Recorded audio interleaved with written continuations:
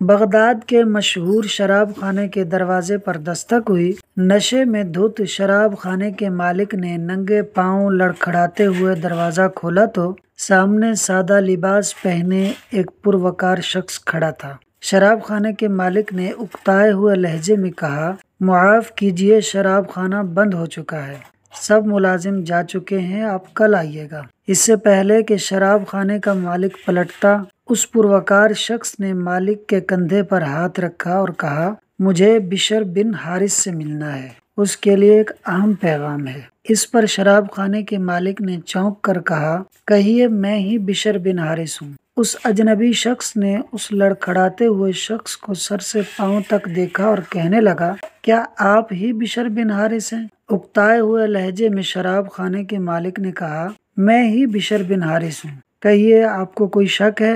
اس پر اس اجنبی شخص نے آگے بڑھ کر بشر بن حارث کے ہاتھوں کو بوسہ دیا اور کہنے لگا کہ مجھے مالک ارض و سما نے بھیجا ہے کہ میرے بشر بن حارث میرے دوست کو سلام کہنا اور کہنا، بشر بن حارث، جس طرح تم نے میرے نام کی عزت رکھی ہے اسی طرح رہتی دنیا تک اللہ تیرے نام کی عزت رکھے گا۔ بشر بن حارث کے جسم میں جیسے بجلی کی لہر دوڑ گئی ہو اور پھر اس کی آنکھوں میں وہ منظر دوڑ آیا جس دن وہ نشے میں دھت چلا جا رہا تھا تو رستے میں کوڑے کے ڈھیر پر گندگی پر اس کی نظر پڑی تو ایک کاغذ کا ٹکڑا پڑا ہوا تھا جس پر لفظ اللہ لکھا ہوا تھا۔ بشر بن حارث آگے بڑھے، اس کاغذ کو اٹھایا، چوما اور صاف کر کے پاک صاف جگہ پر رکھ دیا اور کہنے لگا، اے مالک عرش عظیم، یہ مقام تو بشر کا ہے، تیرا مقام تو بادشاہی ہے، تو سارے جہاں کا مالک ہے۔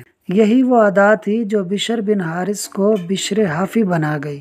کون بشر حافی؟ امام احمد بن حنبل اتنے بڑے عالم اور محدث ہو کر بشر بن حارث کے پیچھے پیچھے پھرا کرتے تھے، تو لوگوں نے پوچھ لیا کہ امام احمد بن حنبل، آپ اتنے بڑے عالم ہو کر ایک فقیر بشر حافی کے پیچھے پیچھے پھرتے ہیں؟ تو اس پر امام احمد بن حنبل نے کہا، لوگوں سنو، امام احمد بن حنبل جس رب کو مانتا ہے بشر حافی اس رب کو جانتا ہے۔ سبحان اللہ، کیا شان ہے اولیاء اللہ کی۔ اللہ تعالی ہمیں بھی بشر حافی کا صدقہ عطا فرمائے، آمین ثم آمین۔ پیارے دوستو، ویڈیو کو اینڈ تک دیکھنے کا شکریہ۔ ویڈیو کو لائک اور شیئر کر دیں اور چینل کو ضرور سبسکرائب کر دیں۔ چینل کا نام ہے فاز سنو 4296۔